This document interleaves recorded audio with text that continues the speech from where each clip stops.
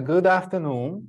Welcome to the discussion forum on the future of higher education organized by Tokyo College, the University of Tokyo.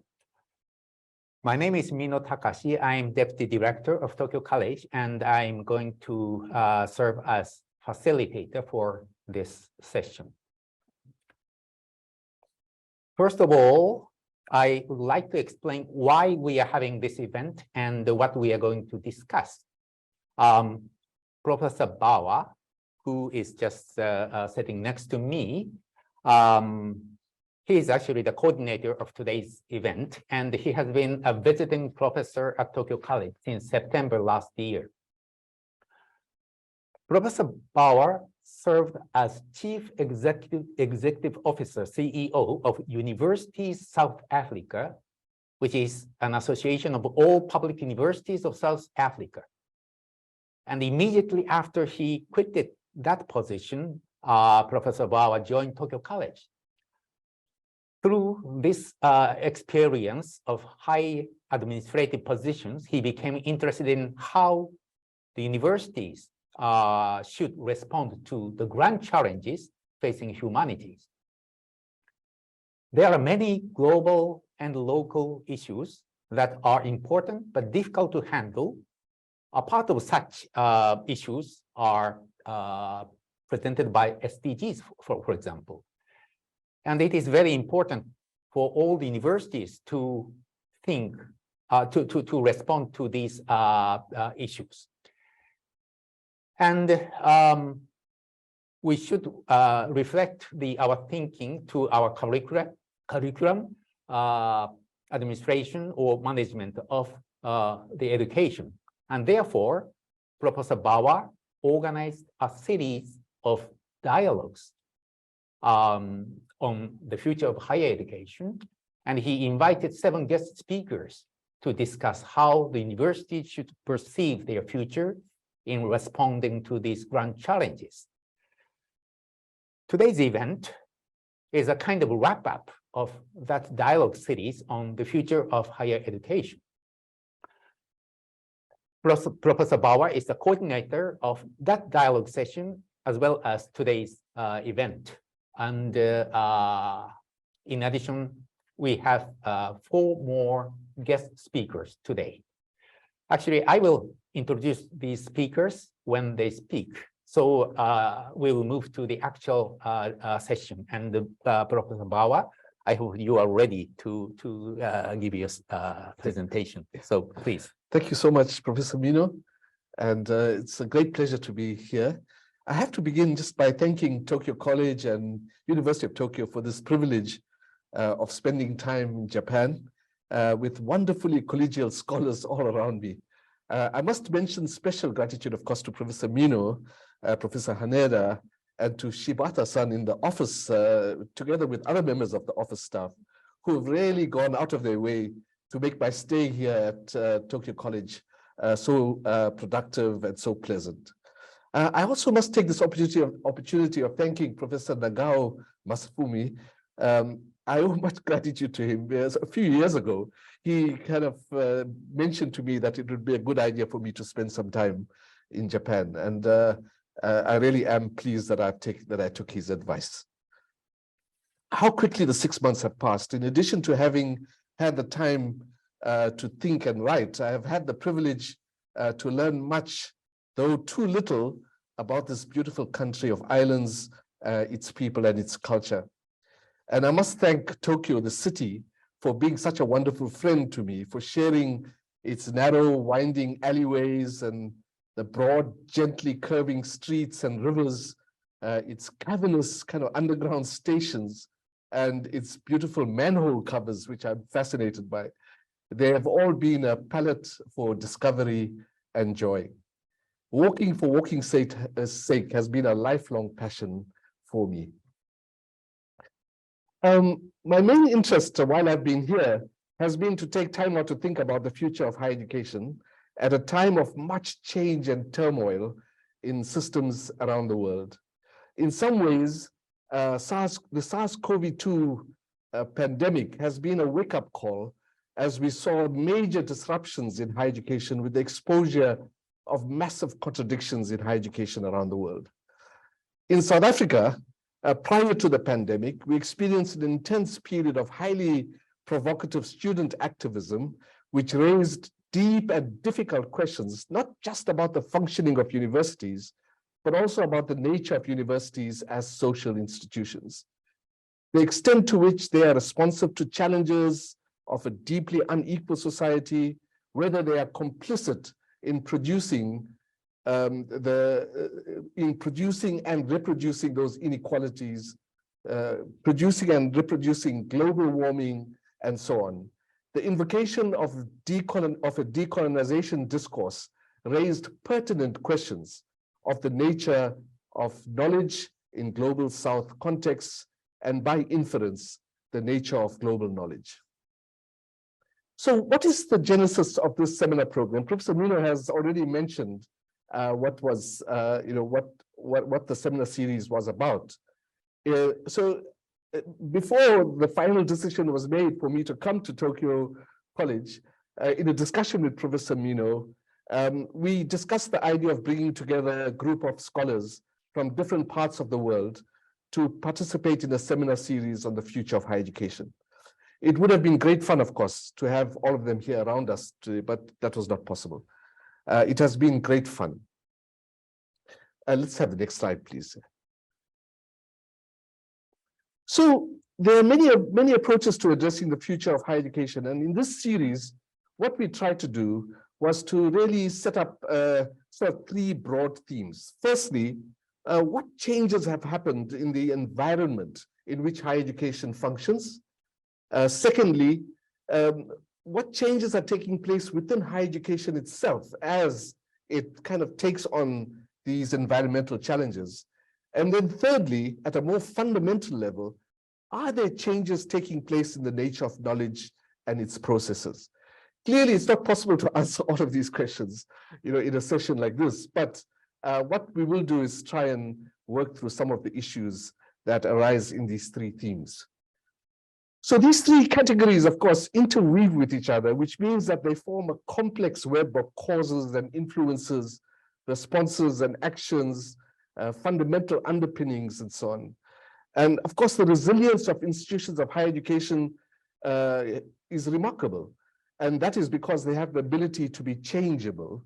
They behave like fluids, although they are fluids with very high viscosity.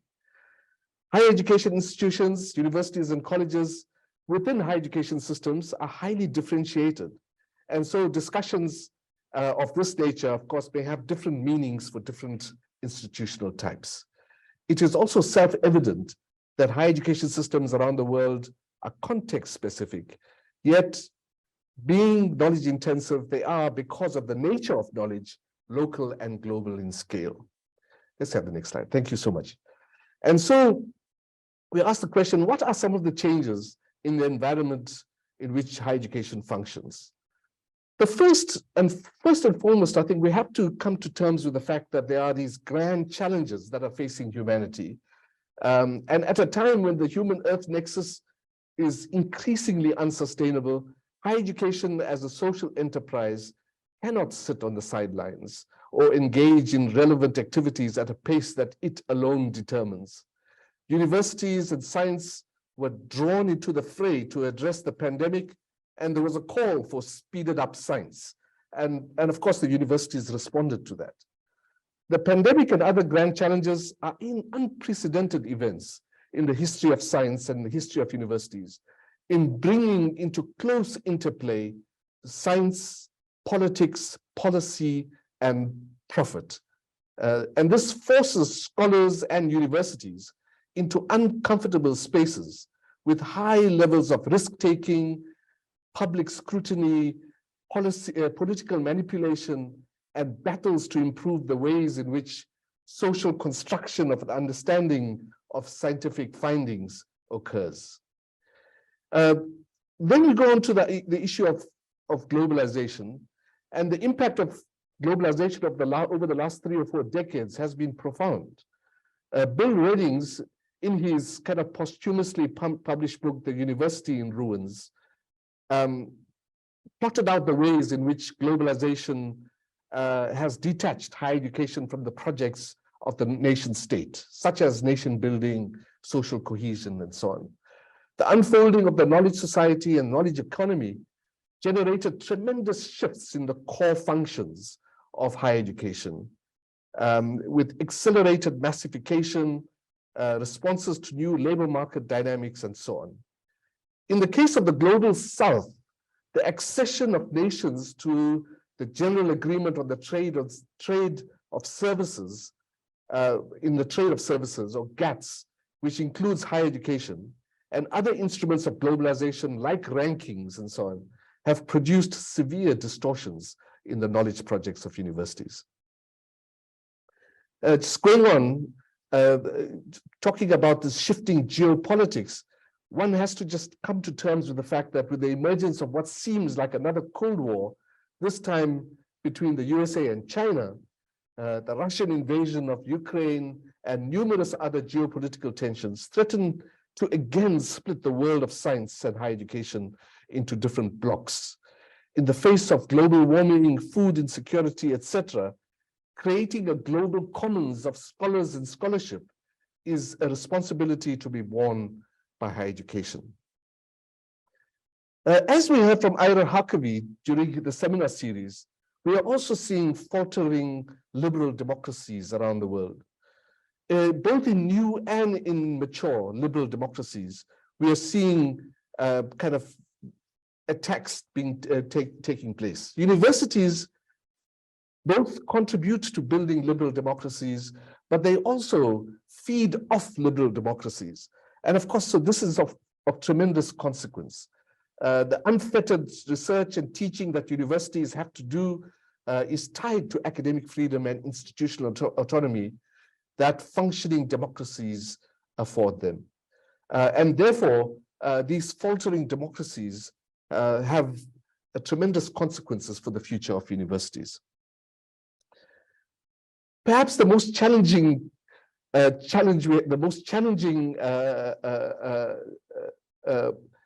existent threat to universities is what I refer to as the shifting boundary conditions for truth. And I use the word truth in inverted commas. Okay. We've seen kind of an erosion of public trust in experts, and among other public goods, higher education produces experts. This is therefore of grave significance. Traditionally, academic disciplines have been self-referential with internally defined forms of quality assurance. What we've witnessed in recent years is the inevitable rise of public non-expert scrutiny of the work of universities as they inform policymaking. The rise of populism, political expediency, politicization of the role of experts, all of these place science at loggerheads with political agendas from time to time, producing tensions between politicians and scholars, and leaving the public to be arbiters of truth.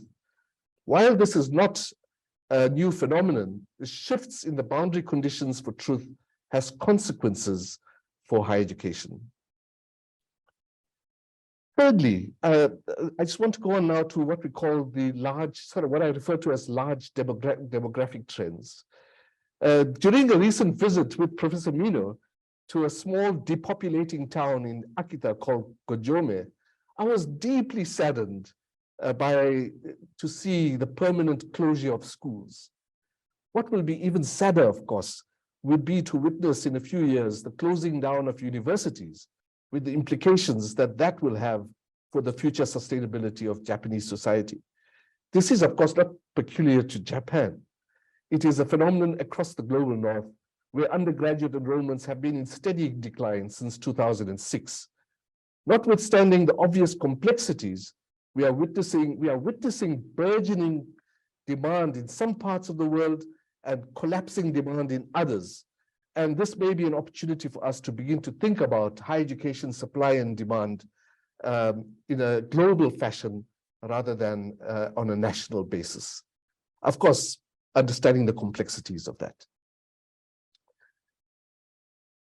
The impact of transformative digital technologies on higher education is there for all of us to see. We have to, And the impact on research and innovation is multifaceted and transformative. Just to give you one example, it takes AlphaFold, an AI algorithm created by the company DeepMind in partnership with Oxford University, a few seconds to unravel the structure of a protein, a task that would have taken physicists months to do just a few years ago.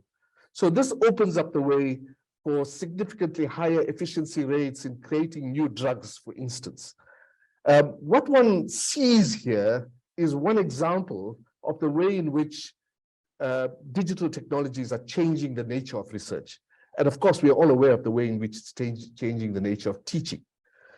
And of course, the one thing that's also on the agenda is the way in which digital technologies are upending the scholarly publishing enterprise. I think one can see just from these few examples, the extent to which changes are taking place in the environment in which higher education operates. Let's go on to the next slide, please. So we go on now just to look at just a very few of the changes that are taking place within higher education. We are witnessing, the commodification of higher education around the world, largely through the imposition of new funding mechanisms, which force universities to operate in market type orientations. And the big question really is, how does this affect the academic enterprise of universities? A lot has been written about this, and I'm not going to go into any detail. But just to pick up a few issues. The first one I want to talk about is just the rising tide of student debt, which cripples the futures of new graduates and their families in many parts of the world. In the US alone, student debt is just below $1.8 trillion, which is higher than credit card debt. In South Africa, the student debt stands at about 40% of the total allocation of subsidy funding by the national state to universities annually, a wholly unsustainable situation. Another example of the challenges that come from this kind of new funding model that universities experience and which leads to this commodification is in fact state steering.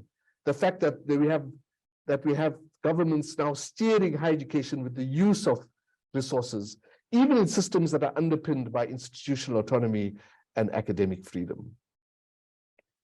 Another example of what flows from this commodification is unbundling. Unbundling refers to the disaggregation of the student experience at a university to provide for more commodity-driven approach to higher education, with significant outsourcing of what might be considered core higher education activities with allied costing structures. In such a model, one sees, for example, a heightened level of outsourcing of teaching with increasing numbers of part-time teachers. Yet another example of the changes taking place are the new experiments with social compacting, where universities are striking up compacts at the local level to contribute to local development. A wonderful example of this has been a visit that I had to the University of Tokyo's work in Kashiwa Noha at the Urban Design Center, Kashiwa Noha. And this is a wonderful example of kinds of social compacting that we see. There's also, of course, rapid expansion of the private for-profit sector in provision of higher education, which has enormous consequences for higher education. And we see this especially where public sector provisioning is not meeting the demand. Just to give you an example of this again, in the USA, this subsector, the private for-profit sector, accounts for more than 50% of the student debt that has been incurred in the USA. Another interesting detail about the for-profit sector in the USA is that 76% of the students in this sector are women, and 26% of students in this sector are African American. This is kind of an overrepresentation of those groups, the women and African Americans in higher education. Interestingly, single mothers make up the largest category of students in the for-profit sector. This raises questions about the marketing capacity of these private sector for-profit institutions. In the case of South Africa, the for-profit sector now comprises 20% of the overall enrollment in higher education, a very rapid rise from very nearly zero in recent times. So the seminar series that we are discussing today had 8 participants. It was, Professor Nino said 7, but I want to add Adam Habib, who was the director of SOAS, and they spoke to these kinds of challenges. And I'm not going to read the notes that I have because I want to save time, and so I'm going to use the slides for this. And just to say that we might think of these seminar series as being divided into 4 themes. The first theme is kind of new purposes and modes of internationalization of higher education. And what we saw here is Adam Habib, director of SOAS, speaking to this idea of reimagining higher education for a more inclusive world, in which he reflects on kind of new modes of international recruitment and funding, with the idea of really ensuring greater participation of people from the global south in higher education provisioning in the global north.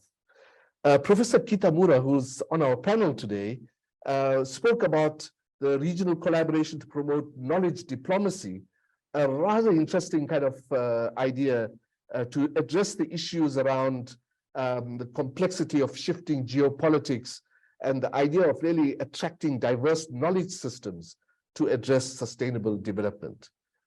The second theme that we can construe from the 8 presentations was kind of knowledge production as a public good. Elisa Reis from the Federal University of Rio de Janeiro presented a wonderful kind of scenario looking at knowledge production as public good, challenges and opportunities. And she focused in on looking at knowledge production as a public good in unequal societies with the unfolding of the knowledge economy and knowledge society. A really interesting presentation.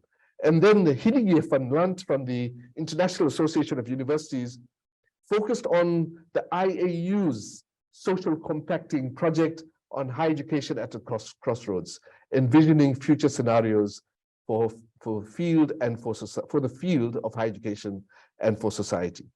Let's have the next slide, please. The third theme then is higher education, democracy, and engagement.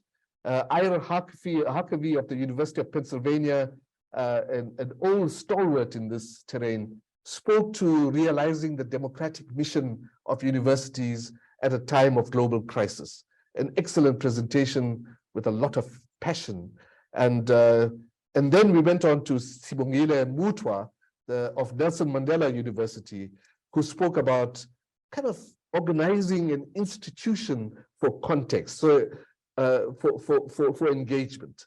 So Nelson Mandela University in its context, but thinking about institutional engagement rather than engagement in terms of projects. So what does it take to organizationally put together an institution for engagement?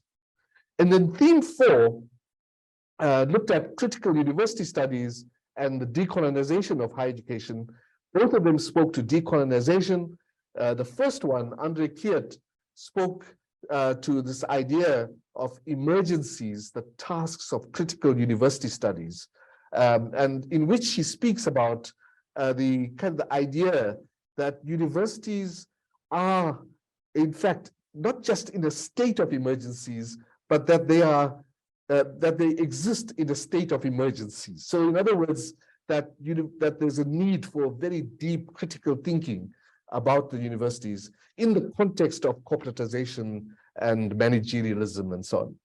And then Sabelo Ndlovu-Gacheni at the University of Beirut in Germany spoke about the politics of knowledge and the imperative of decolonization from an African perspective.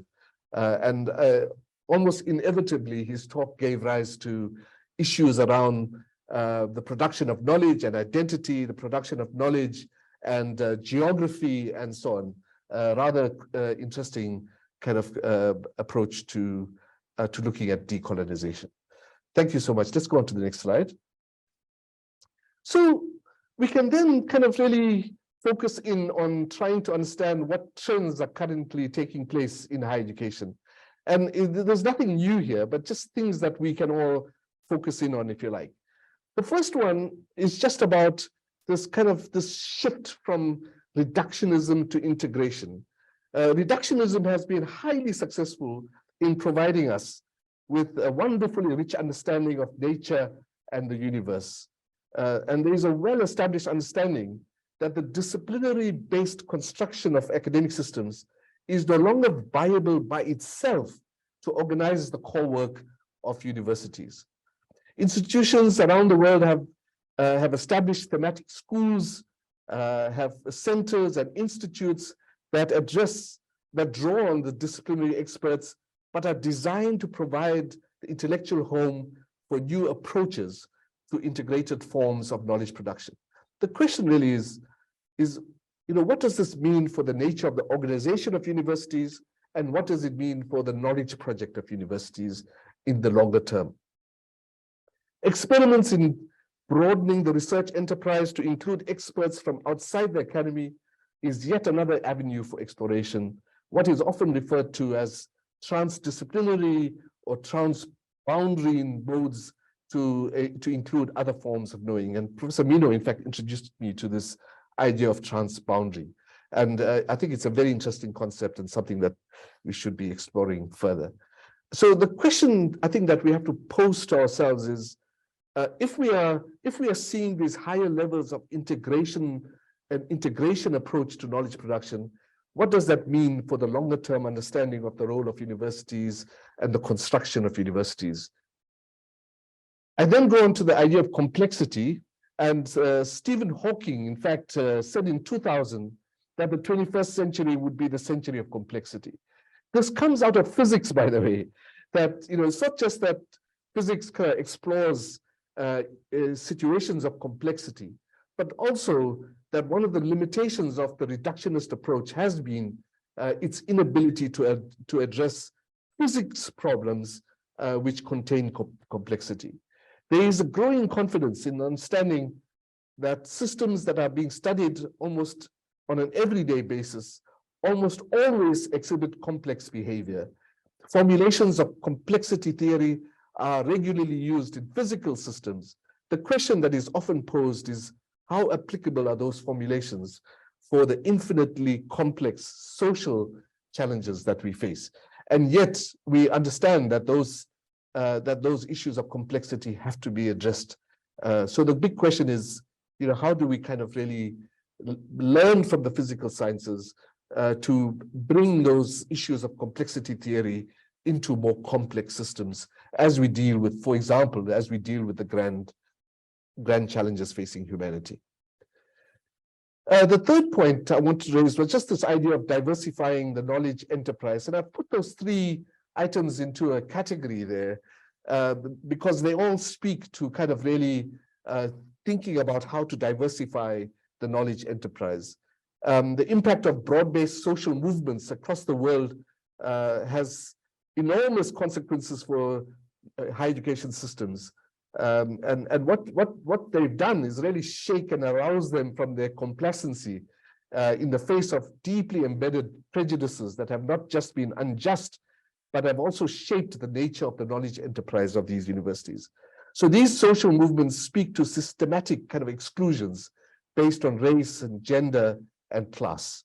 And this must include, of course, the social justice imperative of creating the conditions for platforms for the conversation between the dominant knowledge enterprise that we experience at our universities and other knowledge systems which have been excluded, and sometimes, of course, excluded through systematic brutality. I'm not going to speak very much now about the idea of the labor market. We've spoken about that to some extent, and we've spoken about the idea of the digital technology, so I'm not going to refer to that either. I wanted to say something about open science, but we really, I really want to try and stick with Professor Mino's guidance on time. So I'm going to give that a pass as well. But open science has the power, I think, to provide the opportunity for paradigmatic shifts in higher education. So just a little comment on the entrepreneurial university, that universities around the world are experimenting with the idea of kind of really creating kind of systems that provide higher education to engage with the world of industry and with the world of government and so on. But the interesting thing for me is that in some regards, what the entrepreneurial university does is that it foregrounds the use value of knowledge as opposed to the transactional value of knowledge, which happens in more traditional settings. And so therefore, I think we are here dealing with some new developments around the entrepreneurial university, which require us to engage with, if you like. It does, of course, result in the production of kind of managerialism and kinds of organizational systems within universities that foreground entrepreneurialism, and it's an area of investigation that we need to follow up. The other idea just to talk about here is the democratic civic university, which was really spoken to with a lot of passion by Ira Harkavy in his talk. And here it's really about saying that, that we are in a city, there are large experiments going on globally around the idea of the democratic civic university. And I'm not going to say very much about the digital technologies, as I mentioned, or the labor market. So, Professor Mino, I think I'm going to stop there. Mm-hmm. There is actually, I have the 8th slide, which I'm not going to go to. But what I would like to suggest is that when I have 5 minutes wrapping up, I'll go back to that 8th slide and talk to that. And if you don't mind, please can we go to slide 9? Then? Just to say thank you very much in the 11 official languages of South Africa and Japanese. Thank you so much very much for this opportunity. Okay, thank you very much, Ahmed. I have been giving you quite strong time stress, but still you have given a very nice summary about the present situation of the higher education or universities, and then summarize the dialogue in 4 things, and I really appreciate. So now we will move to the next step. Now we will listen to one additional input from Professor Zuru Razak. Professor Razak is rector of International Islamic University, Malaysia, right now, and used to serve as president of International Association of Universities. This means he must have had opportunities to listen to actual concerns or future perspectives of different universities all over the world. So now we'd like to learn how he reimagines the roles of universities. So Professor Zuru Razak. Hi, Zul. Hi. Thank you. Thank you very much, Professor Mino and also Professor Bawa. It is actually my privilege to be with you today. After listening to Professor Bawa, I am very happy to note that there are similarities between what you have mentioned and what hopefully that I'll be mentioning. So I will try to summarize this in a given short period of time, what I call the 6th shift, the 6 major events that I think will be kind of definitive for the universities in the future. And this comes very much like Mino said, from the experience that I've got when I interact with other universities, particularly in the third world. What are these? It doesn't work. Okay. What are these? Basically, I think I would like to summarize is something within the question of being inclusive, something which is sustainable, and something that depicts excellence. And one of the things that I think that you can summarize is when we look at the definition of education, has been mentioned by Professor Bawa, I think. Education, I think, to me now is something that we need to do rather than just to learn, and to recite and probably to vomit it out in the context of rote learning. This is something that I think it is very, very important, the way I see how university has been shifting into something that is tangible, something that could be made into an impact when you use the knowledge that we have got. So from the cliche of just publish or perish, the one that I've been brought up to, and I think most of us have been brought up to, we create another sort of slogan, it's either do or die. In other words, knowing alone is not enough until and unless you translate it into something meaningful for yourself, for the people around it, and indeed for humanity, as we learn as far as the pandemic is concerned. So not just learning from the conceptual point of view, but translating it, making it meaningful for other people, not just yourself, I think is one of the big change, I think, in terms of education as far as the future is concerned. It also means, therefore, in the context of evaluation, when we talk about just impact factors or KPIs, the way we see it now, when university become industrialized, quote unquote, like a factory, a manufacturing human capital, as it were, we also need to go into something which we have left a lot in terms of the context of values. And I remember this book written by Harris Lewis that talk about excellence without soul. Where is the soul as far as education is concerned, and what sort of impact can we imagine once knowledge is translated not only in terms of writings but also on the ground, making the changes again, like what Professor Bawa is saying. What are the changes that needs to be impactful as far as society is concerned, particularly in the global south, when there are many things I think that have been left out as far as translation of education is concerned.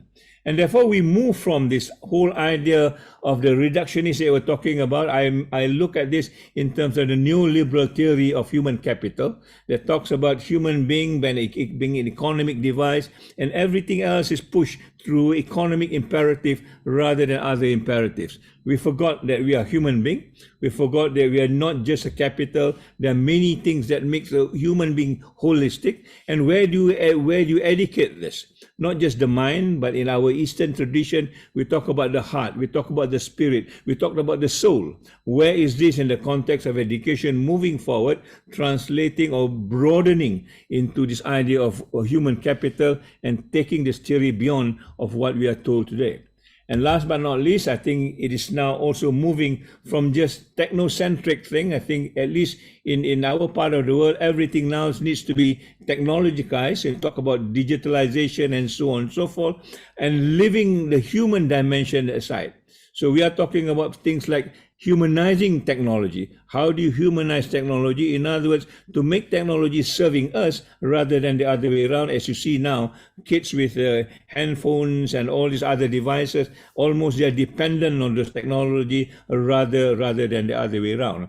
And therefore, I think in a real translation, at least in my part of the world, at least in Asia, I think we talked about the fourth industrial revolution, which is economically driven, which is productively driven, and so on and so forth, as compared to, ironically, in Japan, when you talk about Society 5.0, a social revolution that is very human-centric, although technology plays a prominent part, but very human-centric, where values are still an important element without leaving it behind as you move technology forward.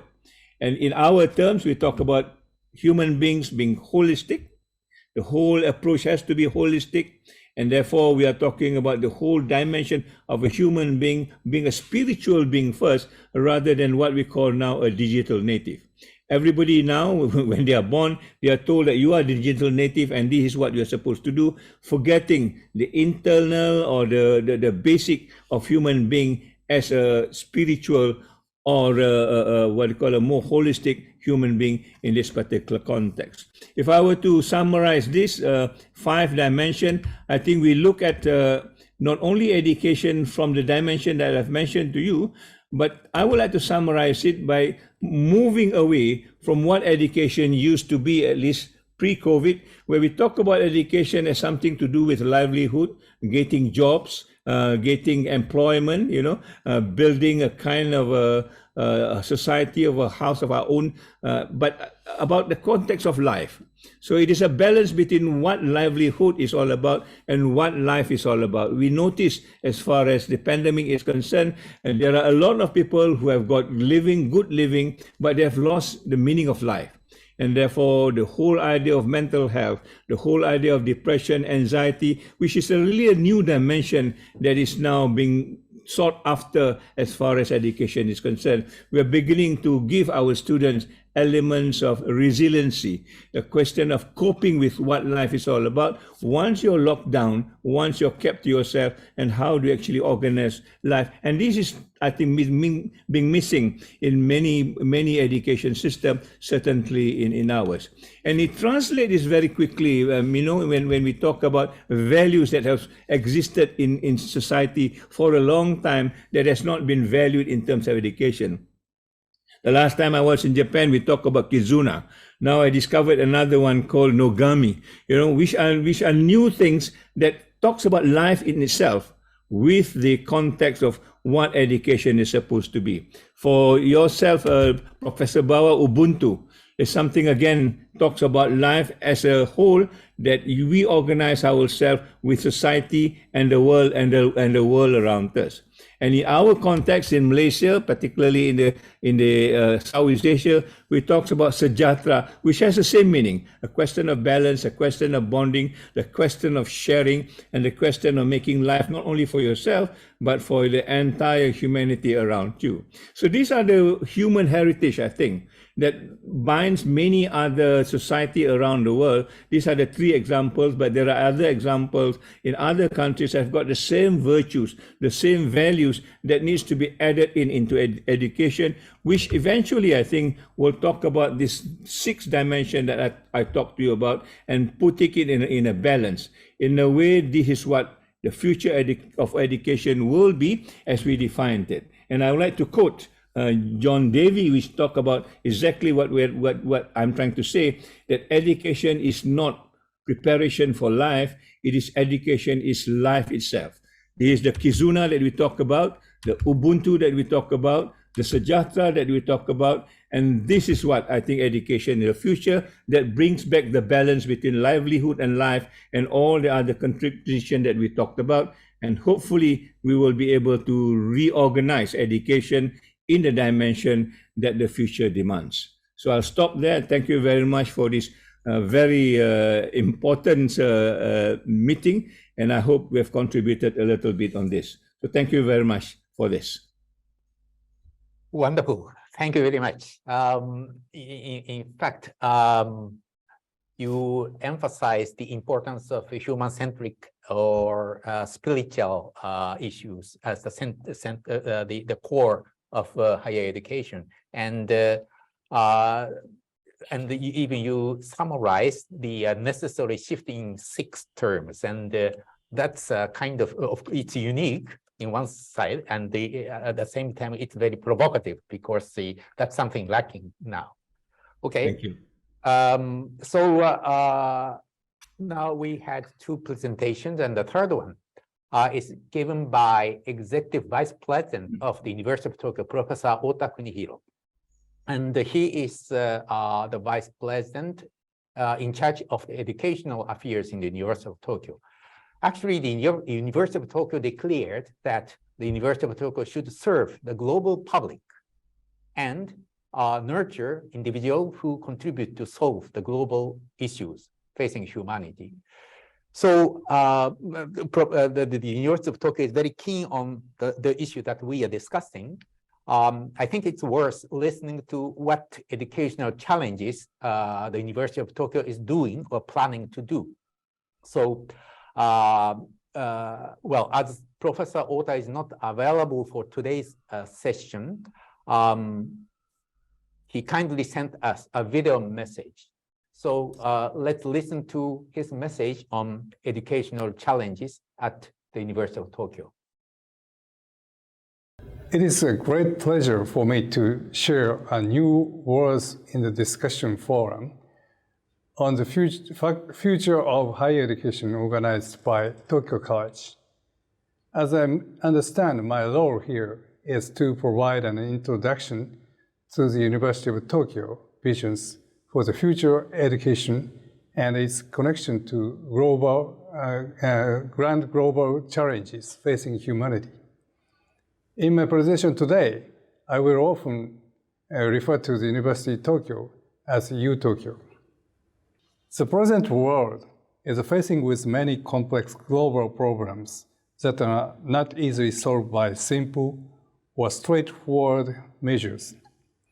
These problems include climate change, food and water insecurity, energy crisis, pandemic, poverty, inequity, financial crisis, a rise in hegemony, and so forth. All higher education institutions, including U-Tokyo, are urged to respond to these programs. The University of Tokyo announced the U-Tokyo Compass under the title Into a Sea of Diversity, Creating the Future Through Dialogue. This is a mission statement of guiding principle of University of Tokyo that is to be shared by all members of the university and to serve as a message from university to our stakeholders in society.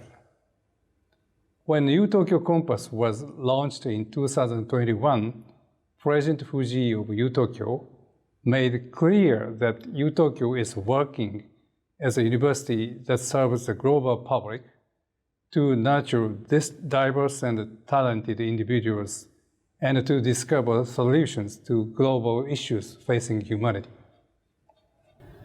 The basic principles of the U-Tokyo Compass can be viewed through three perspectives, namely knowledge, people, and place. The knowledge perspective emphasizes that mobilization of knowledge across all the disciplines is needed to seek solutions to global problems that confront human society. The people perspective deals with the present and the future educational aspect of U-Tokyo, referring to the importance of dialogue and understanding of inclusiveness. The place perspective highlights the creation of an environment that may facilitate dialogues among diverse people so that U-Tokyo may become a university that anyone in the world would want to join. And as the overall policies described in U-Tokyo Compass, we are now trying to develop long-term academic vision of U-Tokyo. I'd like to introduce some educational initiatives that have been proposed during this process. The humanity has recognized various complex global issues and set out goals for addressing these issues as Sustainable Developmental Goals, or SDGs. Some of these critical issues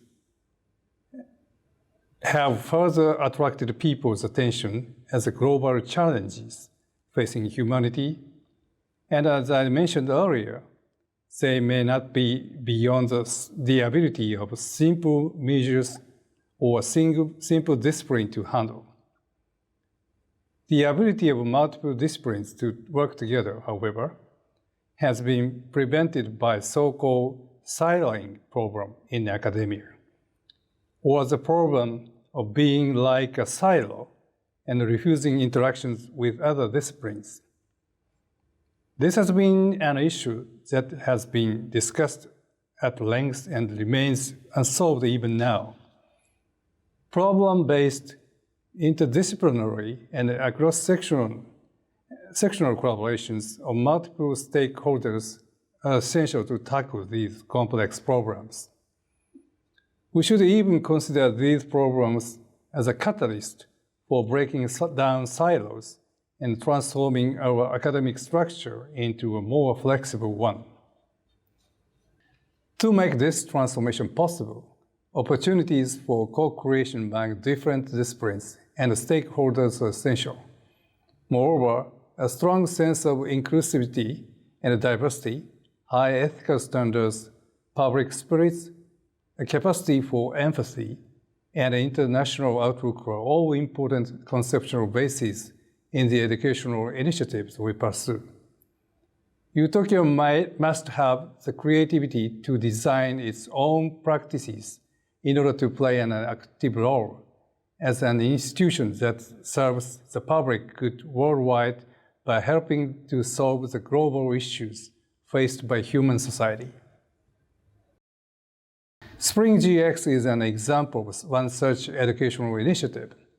SPRING is an acronym for the Japanese Science and Technology Agency program support for pioneering research initiated by Next Generation, and the project fostering advanced human resources to lead green transformation, GX, was undertaken as a project for the spring program beginning in autumn 2021.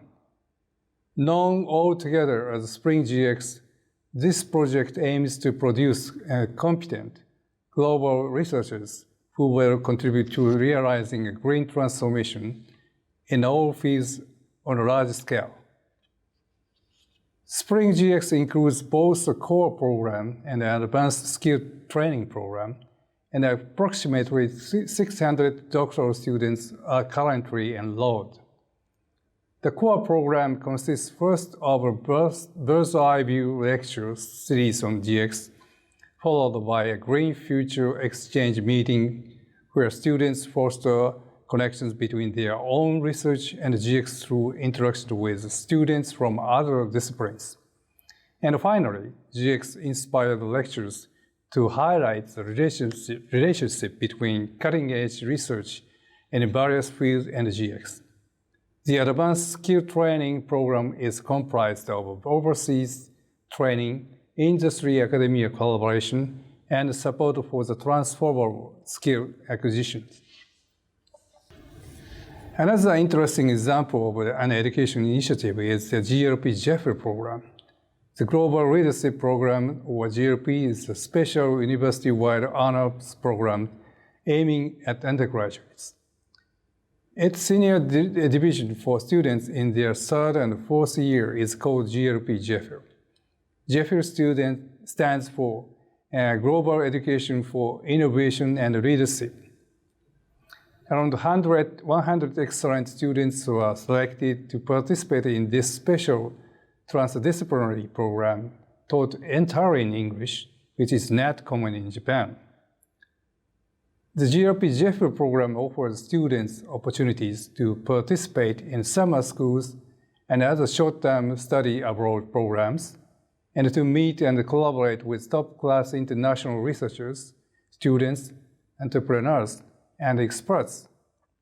GLP Jeffrey pursues a transdisciplinary, innovative approach to global programs and is designed to equip students with a vision and competence required to play meaningful and leading roles in global society. GLP Jeffrey is financially supported by a significant number of major companies and is a unique outcome of the collaboration between university and the private sector. There are many other examples of educational initiatives that were already in place or under consideration. If I just introduce keywords, they include living learning community, where normal life and learning practices are organized within one community. Metaverse library, where the metaverse is used as a library. Multiple major programs which provide opportunities to study not one but multiple subjects so that one can broaden one's horizon, and meta-skill education which offers, for example, data science or sustainability science as a common and essential base for the tackling complex global issues. The title of Utopia Compass, Into a Sea of Diversity, Creating the Future Through Dialogue, declares clearly that the University of Tokyo views diversity as the key to sustainable future society, and that dialogue is essential to realize this. Respect for diversity and a dialogue among diverse people are two very simple sayings. However, it's not easy to practice them honestly and sincerely. I believe that proper education is the only pathway that can bring us to achieve these difficult goals. I hope that you understand how the University of Tokyo views future education. Thank you very much.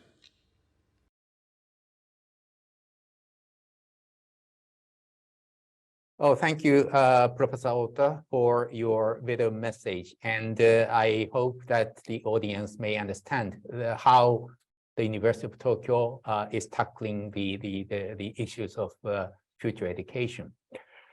Now, we have 3 keynote presentations, and further, I will invite 2 respondents to these presentations.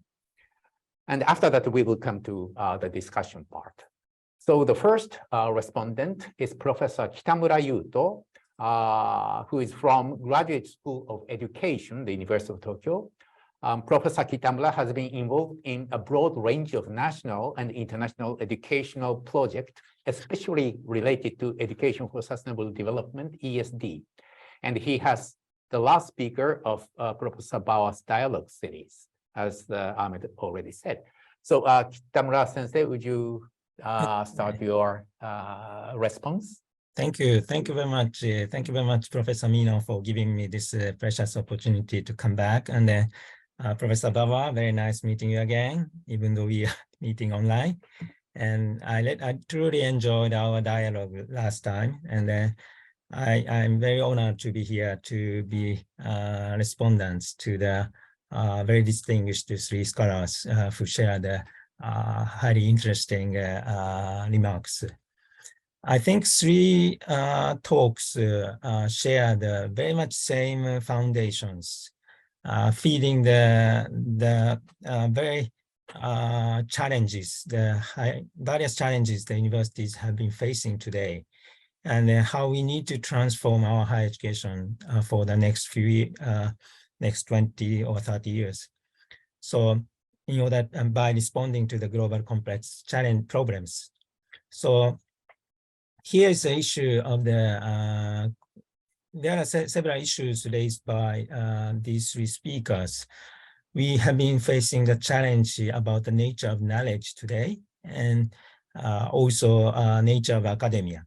That's one thing. And then another is how we have been dehumanized in our higher education systems, as well as the link in our society as a whole, and how we can humanize. And thirdly, how we can collaborate among the different stakeholders. We cannot stick in the one single disciplinary fields today, and we really need to promote inter or even transdisciplinary approaches.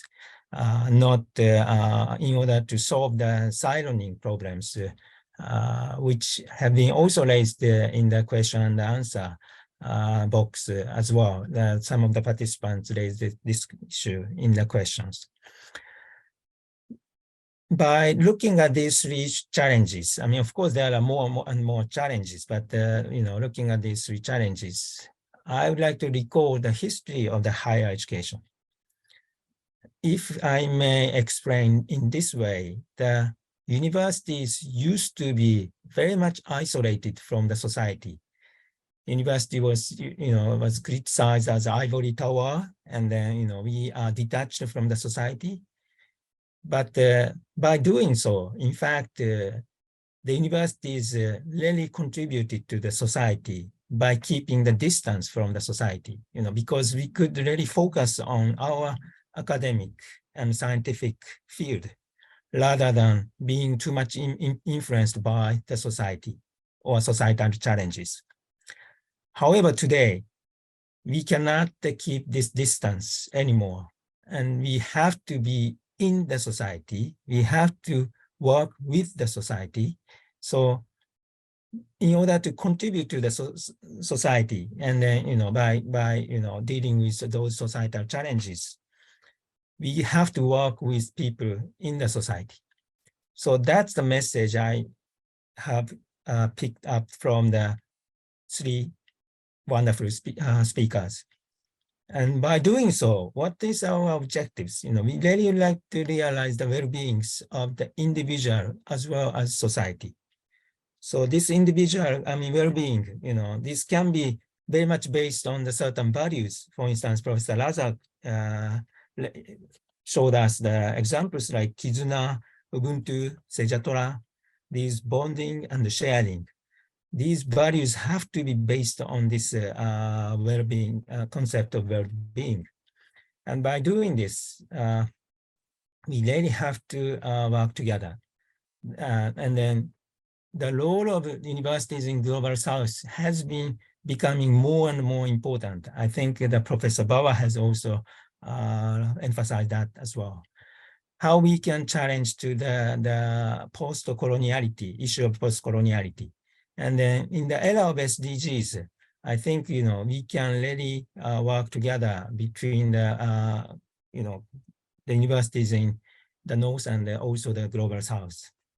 So by doing this, I would like to come back to the concept I shared in this dialogue last time.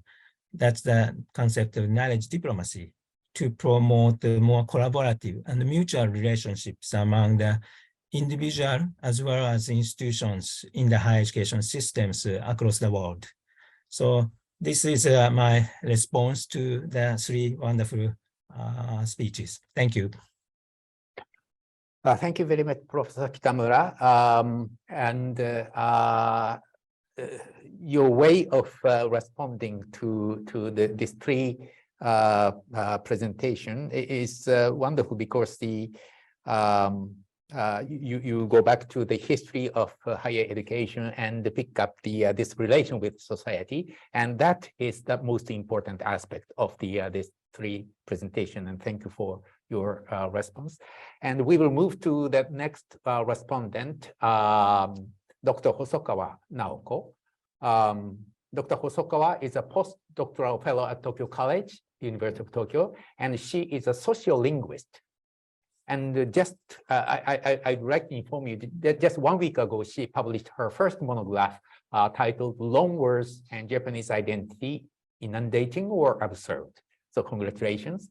Hopefully she will jump into this discussion on the future of university from a viewpoint of early career researcher and with the humanities background. So Naoko, please. Thank you very much for the kind presentation, introduction, and thank you very much for the discussion, which is highly inspiring. And I enjoyed all the talks in the series of Future of Higher Education. So thank you very much for Professor Bawa and Professor Mino for organizing, as well as all the organizers. And it's such a pleasure to take part in this discussion forum to wrap up this whole series of interesting discussions and exchanges. So as Professor Mino said, I'd like to make brief comments from my personal point of view, especially focusing on two intertwined points, which are closely related to my personal research interest and also life experience. So let me share my slide. Yes. So the 2 points are one about language policy in higher education, and second point is academic mobility. So the first point, as a sociolinguist, I am very much interested in language policy in higher education. And through the talks that we had so far in this series, we had some very important key concepts, which include equality, diversity, and both localization of local knowledge, importing local knowledge, and internationalization, so integrating the system. And we also talked about transboundary. And these issues are very important from the point of view of linguistic diversity management in higher education as well.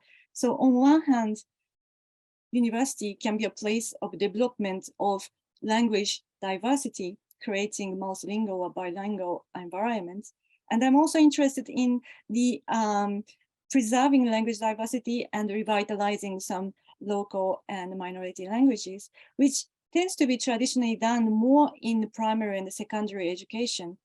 But in terms of increasing the real use in a society and the prestige in the society, higher education can be a very effective place to give power, empower to the local knowledge through the local language. So that's one element I see as a very important role of higher education.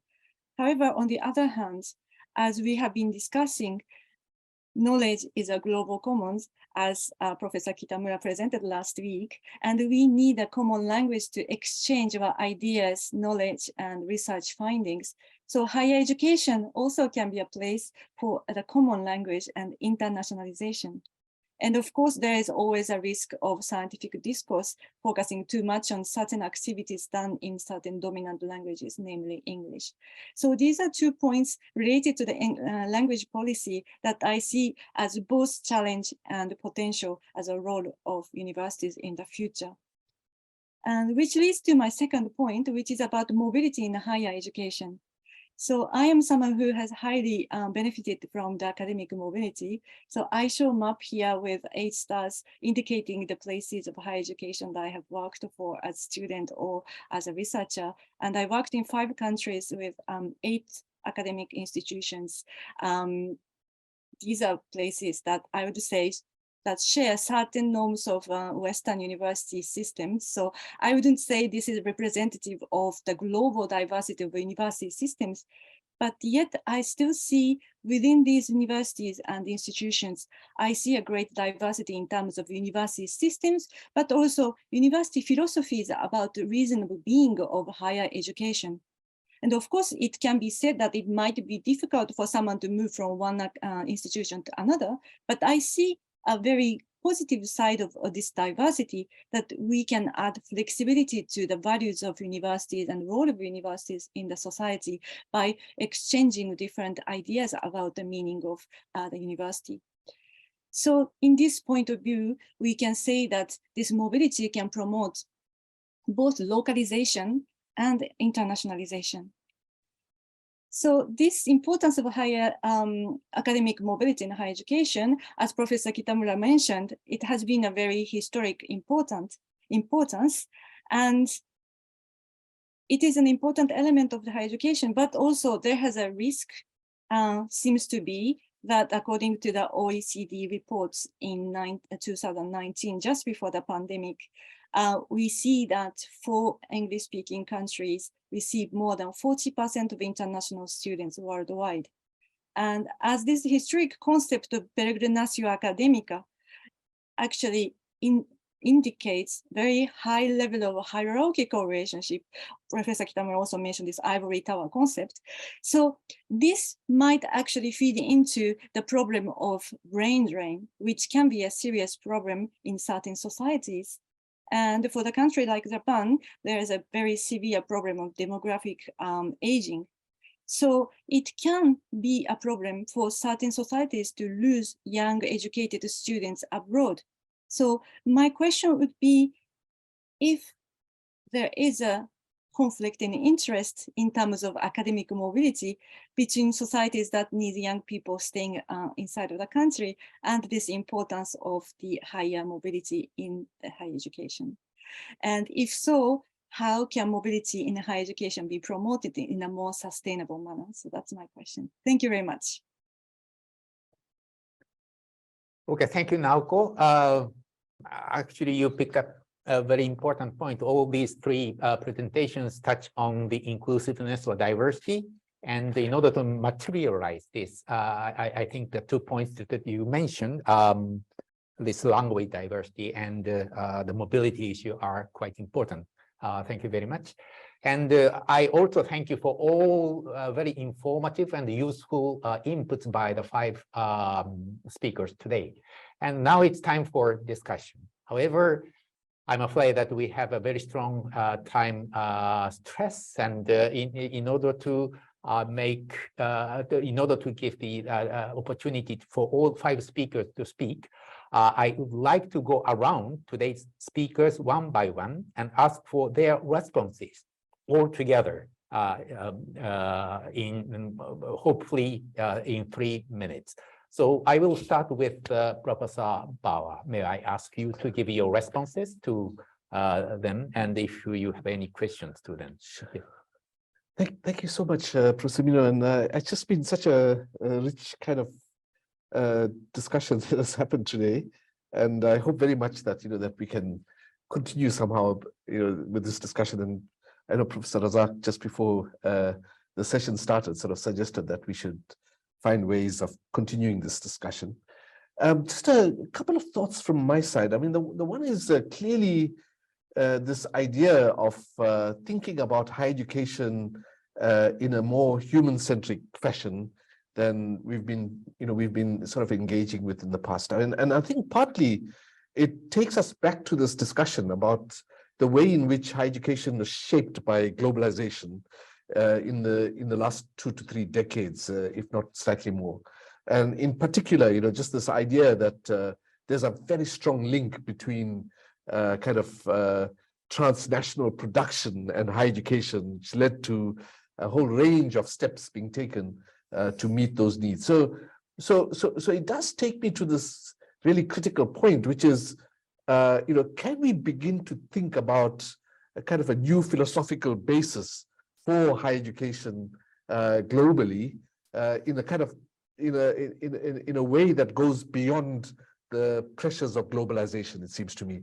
And I think that Professor Razak kind of laid out some of those very interesting approaches, I think, that we could begin to look at in more detail. But in particular, to focus in on human-centric, earth-centric kind of approaches to thinking about the place of higher education in society. And in particular, just to understand that universities or higher education hasn't been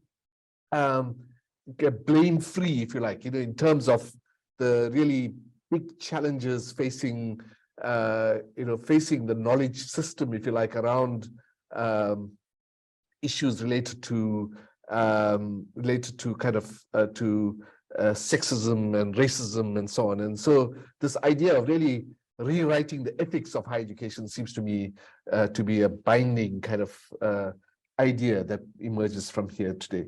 The second, I really, of course, like Professor Kitamura's kind of suggestions around kind of thinking about this knowledge diplomacy, and it's something that I think we need to foster and take forward. Dr. Naoko's kind of points about language are critical, of course, because language is not just about language, it's not just about discussion, it's not about talking. It's also about the way in which local knowledge systems are constructed, and more importantly, the way in which those knowledge systems relate to the rest of the world. I mean, many of those knowledge systems are really dependent on local languages. So if we avoid, this challenge of ensuring that those local languages are somehow brought to the fore in university systems, then the likelihood is that those knowledge systems won't reach into the center of our universities. And that speaks directly, of course, to the points that were raised by Professor Razak around issues around being human-centric and so on. And and as and I think, Naoko, the way I think about the language question is that it's a social justice issue, but it's not just a social justice issue. It's also an issue around how do we construct kind of university systems which speak to kind of diverse knowledge systems, if you like. And then finally, my last point really is around the issue of mobility. And just to say that I think your point about trying to find not just sustainable, I think you use the word sustainable, I want to go beyond that, just the equitable kind of modes of knowledge, of mobility, academic mobility is critical. And I think that, I think the way to think about this is that partly it speaks to Adam Habib's kind of point, which said, something along the lines that we need to think about this internationalization on the basis that we are developing kind of offered programs, that it's not necessarily just about people leaving one country and going to another country, but that we provide the opportunity for students across the university systems around the world to study with each other and to use technology and so on to achieve that. So I think that that's a critical point. And in particular, of course, the issue of brain drain is devastating for many countries in the world. And, I speak from the point of view of Africa, where it has a very serious set of consequences, if you like. Yeah, I'll stop there. Thank you so much. Okay, thank you very much.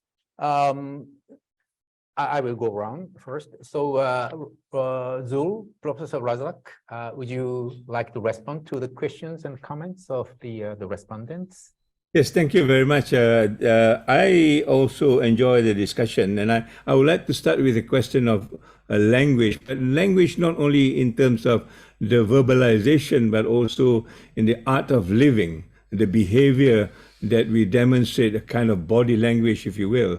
And these are all the domains that I think that we have all forgotten when we talk about education, higher education as such. And for example, Malaysia has moved from looking west. US and UK, we have moved to looking east, which is particularly Japan and also Korea. And that's where I think language becomes very, very important, because there are languages that we discover in Japan that do not exist in the West.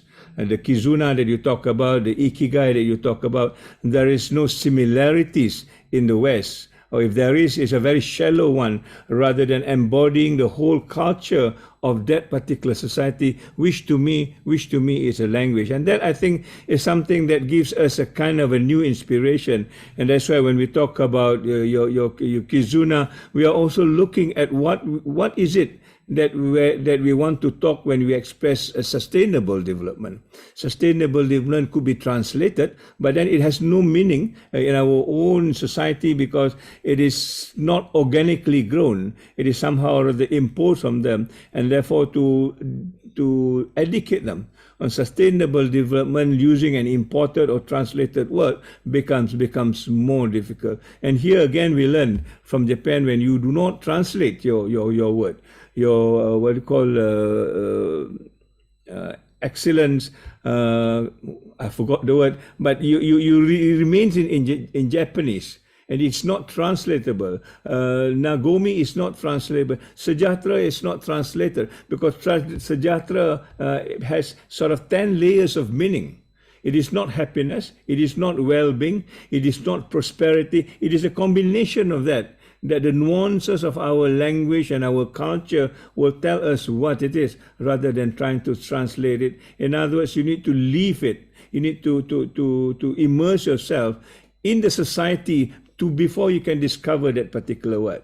It cannot be taught in a university, it cannot be taught in a classroom, but this is where I think Kitamura's idea that you need to go to the society, live in it, and become immersed in it, then you begin to learn the language, quote unquote, of what the sustainable development means within that particular context. And therefore, one of the things that we are critical about is a definition of sustainable development that talks about the present without compromising the future. The question that we ask is, what about the past?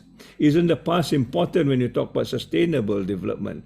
And this is where, when we go back to the past, we find that sustainable development has been in our society for a very long time, maybe more than 100 years. When we do a research in Bali, for example, they've been there for 900 years. In Bhutan, has been there for 600 years. In my society, has been there for 500 years. So in other words, this is not a new concept.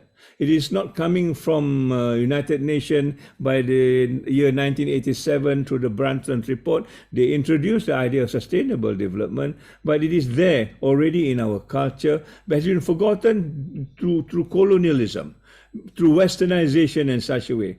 And therefore, the effort to move future education is about how to indigenize it, how to bring back our own local wisdom into education, so that we can live in the future without any disturbances or without any discontinuity between what history has taught us and between what the future would be created based on what we have learned within our own historical dimension. Again, I think Japan is a classical example. You move with your technology, but you have not neglected your culture as such. Many of the things that we see in Japan is almost a kind of a hybrid between technology and culture, between tradition and modernism. And I think this is what the modern education would look like as far as that is concerned. I would like to also echo some of the things that was said by the Vice President when he talked about breaking in the silos. When I came to this university, Islamic University, one thing that I noticed was everything was in silos. And we want to break the silos, and to break the silos is to bring this whole idea of sustainable development given the local context. And that's where I think people are beginning to connect the dots. And by connecting the dots, I think we are able to, quote unquote, produce our own academic framework. Given the pandemic example, you can see the word sejahtera there, academic framework that actually revise the whole thing. When you talk about a paradigmic change, this is one of it, that all of our students now will need to work with the community to know what the community is all about, to analyze the community, to find out what is the problem, how can they solve the problem, and how can they speak the language of the community. Although the industry is important, we will recognize that by the end of the day, the link between us and the industry must again come back to the community, because the community becomes the final beneficiary of all the knowledge that we have gathered. And we also want to, quote unquote, to use the same word, to co-create. There's a lot of wisdom in the community that we have forgotten, because it is not seen as modern, it is not seen as civilized sometimes, and we just dismissed it. I think this the future of a community, future of education now is to reassemble all those things, put it back in its own proper context, and this is where we begin to teach not only within classroom, but out of classroom, and also living with the community as such. This has been a 2 years experience. I think the last year, when we assembled the projects that our students have been doing, there are about 200 projects that work with the community, and some of the projects are able to solve community problem without using so much of technology, because the wisdom in the community are still useful for them, but it has forgotten. So I am very, very optimistic at this, and I do recognize Japan has got a bigger role to play because of your technology and economic influences. But I think countries like us would be able to follow that kind of a mode of thinking, so that we can also embrace humanity at the same time. My last word perhaps is the word pemimpin, which is about leadership. In our context, when they talk about pemimpin, it's about people holding hands and walking together. And that is leadership for us, not the Western leadership where somebody stays in front and everybody follows behind. That alone, I think, tells us the function of language in terms of its cultural context. It is very important for us to move forward in education for the future.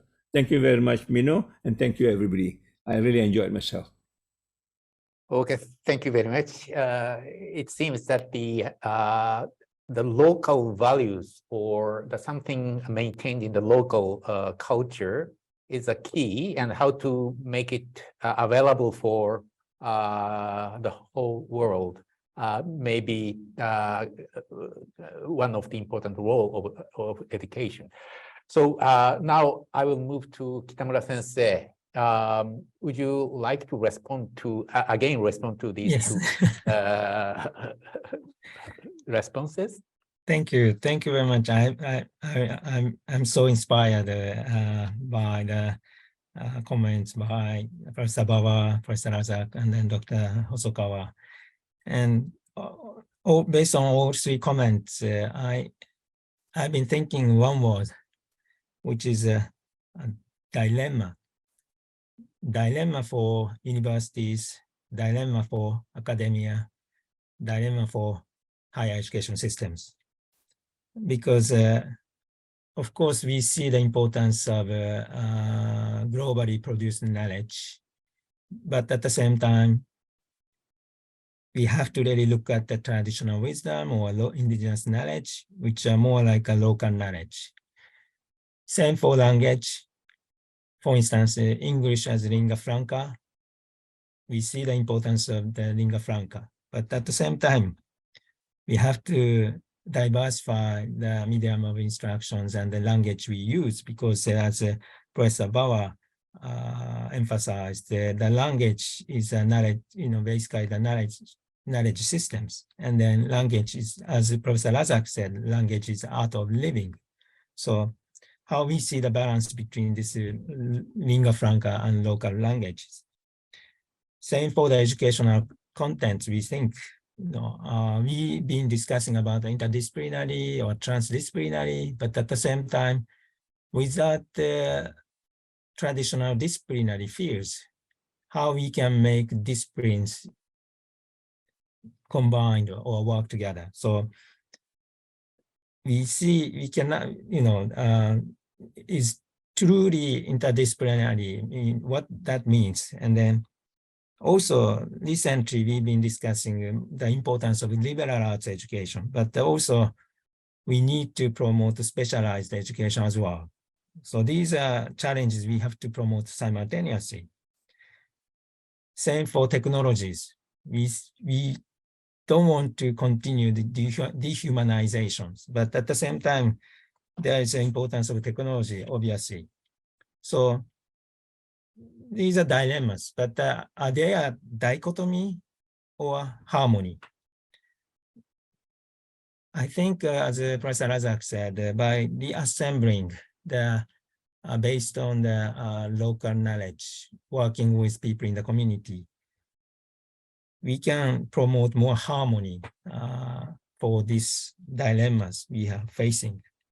But in order to do so, we have to decolonize the different, for instance, the mode or system of knowledge we have created based on the more Western oriented or Eurocentric mode of knowledge. And there are a few questions in the Q&A. I mean, they are, based on the geopolitical situation today, the university needs to respond to the regional mandate. I think this is another challenge. We are not only talking about global, local, but also regional, which I emphasized in my presentation last time, based on the context of Asia. So what's the regional impact? Or higher education is elite or mass? There are a lot of different questions, but we seem to be having the dilemmas, but the dilemmas shouldn't lead to the dichotomy. I think we have to explore the way to harmonize those challenges we are facing. So that's kind of my question or comment or response, which was very much inspired by the responses by the distinguished scholars. Thank you. Thank you very much. Another point, dilemma. Well, of course, I really totally accept your input at this point. And Naoko, would you like to add anything to this discussion? Yes, so thank you very much for all the responses. And by listening to your comments, another word came to me, which is a keyword for my research as well, which is the role of higher education for the identity formation. So we at Tokyo College, we have a project on working to defining and discussing identity from various points of view. And in terms of role of higher education as well, I think it has a very important role that identity needs to be defined, and we need to define what we are and also how we can contribute and participate in the society, combining our local knowledge and international or transboundary exchanges. So I was just thinking about how this element is also very important, because as Professor Bauer said, language is not just about speaking, but also local knowledge and also about the social justice. And to continue further on this discussion, language is also a very important source of identity. So by keeping our own identity, by learning and researching in the certain language that we associate ourselves with, is a very important element as well. So that was the very interesting food for thought that I just got from this discussion. Thank you. Okay, thank you very much. actually, and unfortunately, we are almost running out of time. And in that sense, if any of the today's speakers, except Professor Ba, because you have an opportunity to say something at the end. Well, Professor Razak, Professor Kitamura Naoko, do you have any urgent remark at this point? I've got a question about mobility. I think for a long time, this mobility has been very lopsided. It is almost from global south to the global north. So, and then that's because I think the question of understanding culture is not very well done in the western part of the world. They always think the East have got something which is very narrow-minded and it's not open for universal values. So I think the role for us in the East is basically, like you say, Mino, how do you also show that the civilization in the eastern part of the world, I think, is much longer, I think, compared to the western part of the world. But yet we are not able to influence them because the understanding of civilization becomes very narrow. 300 years of Western civilization compared to the 5,000 years in Asian civilization must make a difference. But that difference, I think, has not been somehow or rather put forward to see that we are also equal contributors. And in fact, in many ways, if you look at the pandemic, I think the Eastern world does better in terms of discipline, in terms of behavior-wise, as compared to the Western. That is, I think, an issue that I think we need to sort out when we talk about the future of higher education, so that we are not dragged to the Anglo-Saxon model once again. Thanks.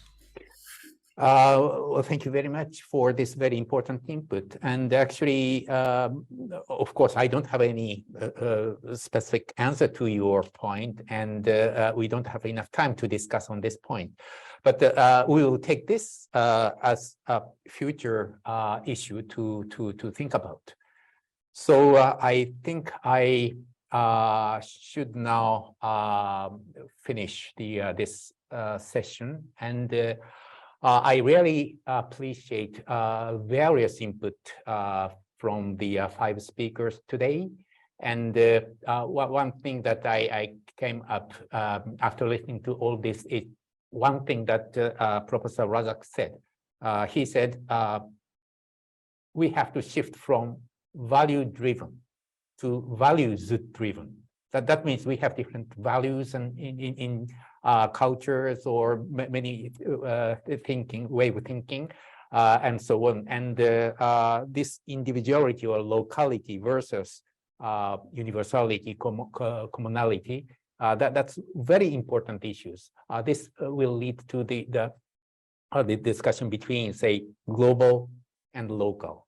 So by taking all these issues in mind, we will further think about the future.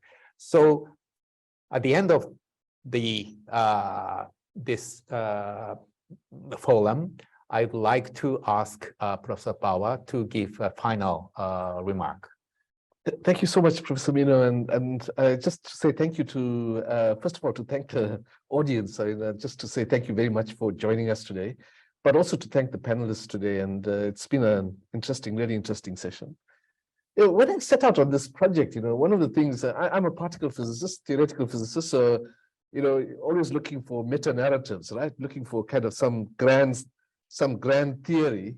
Of course, social systems don't work like that, it seems to me.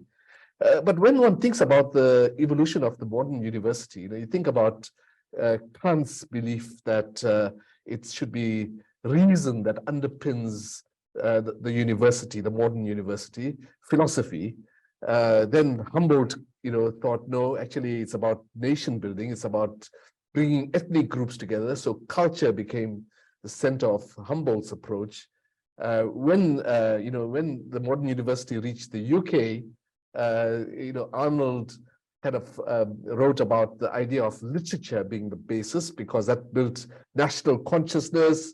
I dare say it's not about national consciousness, it's about imperial consciousness, and so on. And when the modern university reached the US, it was really the Johns Hopkins kind of experiment, which really placed the modern university on a particular track, which is very dominant, which has become very dominant, right? So the question really for me was, is and remains, is what is the philosophical underpinning of the university for the 21st century? And I think that it's very complex. I don't think it's very easy. I don't think there's any easy meta-narrative here to help us to get to that kind of philosophical basis. And I just wonder whether, it's something that requires much more thought and so on. But I want to really conclude with just two thoughts. The one is, I think that what I heard today and what I've been reading and what I've been sort of contemplating for a long time is this idea of reconstituting the university and its local and global context. So in other words, saying that it's not simply about universities being, knowledge producers, being involved in the global economies and so on, but it really is about reconstituting this relationship between universities and the local and global. And that takes into account, if you like, all these challenges that we've been speaking about today. The second issue is to address Professor Kitamura's point, I think, about the issue around the dilemma dichotomy kind of challenge. I have a very close colleague in India who works on general relativity, and he did a study on looking at the ways in which Indian work on general relativity has been different from work in the West. And what he came up with was this idea that that in the West, the approaches are much more digital. In the East, and in particular India, he's speaking about, the work is much more analog. So it's this idea of really thinking about constructing thinking in a much more fluid fashion rather than digital fashion. So maybe, Professor Kitamura, maybe that's the way to start thinking about the nature of universities for the 21st century. It's this idea of really being much more analog based rather than digital based. It's not this or that, but it's really about saying this is an opportunity for us to expand our thinking in ways that bring into the discussion all the kinds of interesting ideas that we heard today and which we heard from, we hear about every day. And in particular, this idea of really being human-centric, thinking about spirituality, thinking about indigenous knowledge systems and so on, and understanding how to constitute the university as being socially just to bring those different voices into the frame, if you like. Yeah. I think I'll stop there because I think that this really opens up the question rather than closes the question. But thank you so much, Professor Mino. Okay, thank you very much for all the panelists, speakers, and also for audience. And actually, we've got several questions and comments from the audience. We don't have time to really introduce these things in our this event, but we will keep this in with us for future discussion. And some audience may not catch up with all these different and complicated issues we have discussed today, but this session will be uploaded to Tokyo Tokyo College YouTube channel in the future. So you can pick up some key points from there. So by this, I would like to conclude today's session. Thank you very much.